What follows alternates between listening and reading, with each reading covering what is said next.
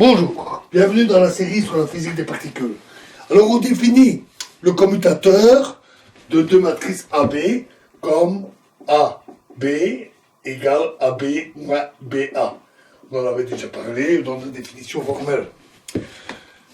Donc l'algèbre de Lie est fermée sous le commutateur en fonction du théorème que nous venons de voir.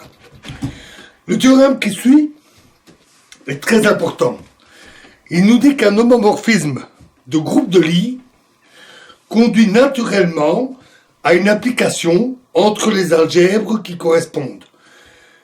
Il dit aussi qu'un isomorphisme de groupe de Lie implique qu'on a la même algèbre pour les deux groupes. Donc les groupes isomorphes ont la même algèbre. Alors le théorème dit ceci. Soit deux groupes de Lie G et H, avec leurs algèbres G et H. Soit phi de G dans H, un homomorphisme de groupe de Lie.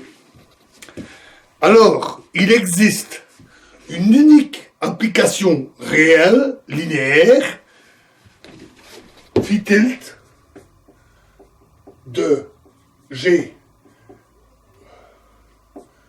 dans H, tel que phi de E exposant X est égal à E exposant phi tilt de X pour toute matrice X appartenant à l'algèbre G. Avec en plus un phi tilt A x A moins 1 est égal à phi de A phi tilt de x phi de A moins 1. Pour tout x appartenant à l'algèbre et pour tout A appartenant au groupe G. Et 2 phi tilt du commutateur xy est égal au commutateur de phi tilt x, phi tilt y, pour tout xy appartenant à l'algèbre de G. Et en 3, phi tilt de x est égal à la dérivée par rapport à t en t égale 0 de phi de E exposant tx, et ce pour tout x appartenant à l'algèbre. De plus, si G, H et K sont des groupes de Lie avec phi un homomorphisme de G vers H et psi un homomorphisme de H vers vers K, alors on doit avoir phi rond psi, donc la composition tilt est égale à phi tilt composé avec psi tilt. En pratique, quand on doit calculer cette application, on le fait avec le point 3, puisqu'il donne directement l'application. Comme phi tilt est linéaire, il suffit même de le faire sur une base de l'algèbre. C'est donc beaucoup plus facile. Dans le langage des variétés différenciables, le point 3 dit qu'en fait, phi tilt, c'est la dérivée de phi en l'identité. Et une application linéaire qui respecte le point 2 pour le commutateur est appelée un homomorphisme d'algèbre de Lie. Donc, tout homomorphisme de groupe de Lie conduit à un homomorphisme d'algèbre de Lie. Par contre, l'inverse à savoir l'existence d'un homomorphisme d'algèbre de Lie, ne conduit pas nécessairement à un homomorphisme de groupe de Lie. C'est vrai si et seulement si G est connexe et simplement connexe. On en reparlera. Alors la démonstration, alors c'est assez long, on fera ça, on continuera après dans l'autre vidéo, la prochaine vidéo. La démonstration est similaire à celle du théorème précédent, puisque phi est un homomorphisme de groupe continu, phi de E exposant Tx est un sous-groupe à un seul paramètre de H, pour chaque x appartenant à l'algèbre. Donc il existe un unique z tel que phi E exposant Tx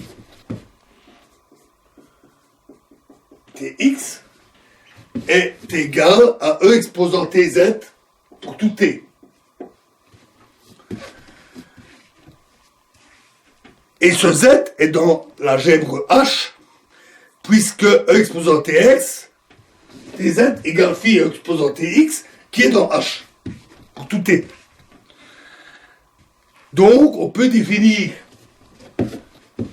phi tilde de x comme z, l'application recherchée. Il suffit maintenant de le vérifier.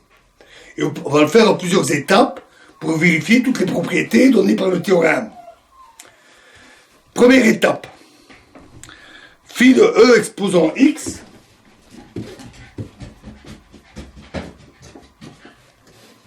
égale E exposant phi tilde de x. Mais ça suit immédiatement de la relation ici, en posant t égale 1. C'est immédiat. Étape 2. On attaque la linéarité. Phi tilde de Sx égale S phi tilde.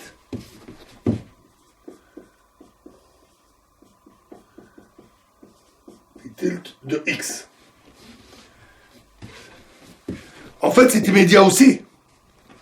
Car si phi de E exposant Tx égale E exposant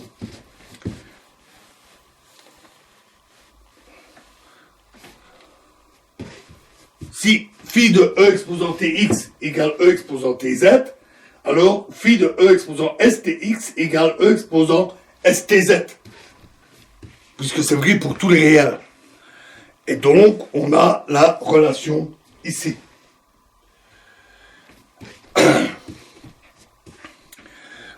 Ensuite, on va vérifier que phi tilde de x plus y égale phi tilde de x plus phi tilde de y.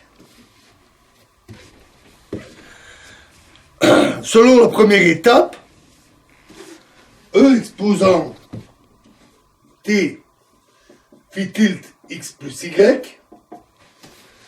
est égal à E exposant phi tilde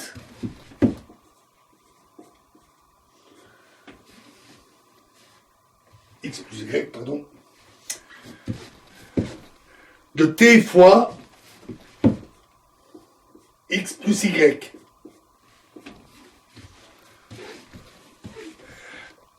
Qui est égal à phi de t fois x plus y. On utilise alors la formule du produit de Lie et le fait que phi est une application continue. Donc c'est égal à phi limite, quand m tend vers l'infini, de E exposant Tx sur m fois E exposant Ty sur m exposant m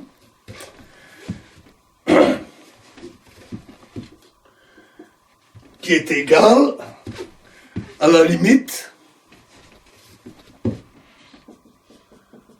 de phi E exposant Tx sur m phi de E exposant Ty sur m exposant M.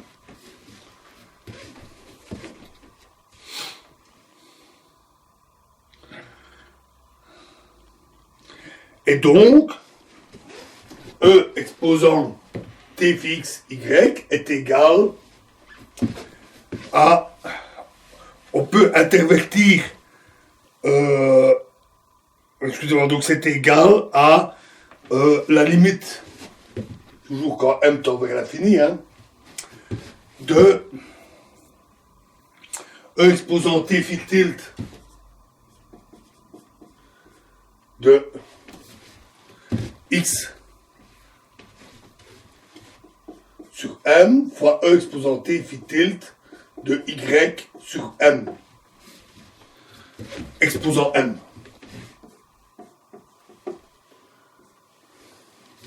Il reste la dérivée par T, prendre la valeur en T égale 0, et on trouve le résultat. À partir de là, on sait que l'application qu'on a définie est bien celle qui avait été décrite, et qu'elle est linéaire. Vérifions maintenant les propriétés. Donc, étape 4, on va vérifier le point 1 ici. Selon les étapes 1 et étape 2, exponentielle de t phi tilde de ax à moins 1 est égal à exponentielle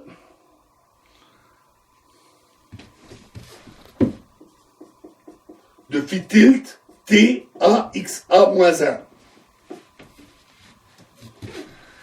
qui est égal à phi exponentielle de t ax à moins 1. Avec la propriété de l'exponentielle et en utilisant la première étape, on a que ceci est égal à phi de a e exposant tx à moins 1, c'est-à-dire ça, et ça on l'avait déjà vu, on l'avait déjà démontré, phi de a e exposant tx, phi de e exposant tx, phi de a moins 1. C'est-à-dire encore phi de a fois e exposant t phi tilde de x, phi de a moins 1, et enfin, voilà. Et donc, il ne reste plus qu'à dériver en t et en t égale 0, et on obtient le résultat. Étape 5. Étape 5, on va démontrer le point 2 avec le commutateur. On sait que le commutateur, c'est la dérivée en t égale 0 de e exposant tx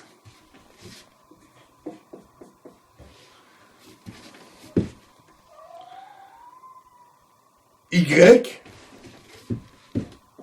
e exposant moins tx, quelque chose que nous avions déjà vu. Et donc, phi tilde de xy est égal à phi tilde de ce résultat. Et donc égal à la dérivée par rapport à t en t égale 0 de phi tilde e exposant tx y e exposant moins tx. Notons que l'application est linéaire et donc la dérivée commute avec l'application. Et donc, selon le point 4, l'étape 4, pardon, selon l'étape 4 que nous venons de voir, la dérivée, c'est égal à la dérivée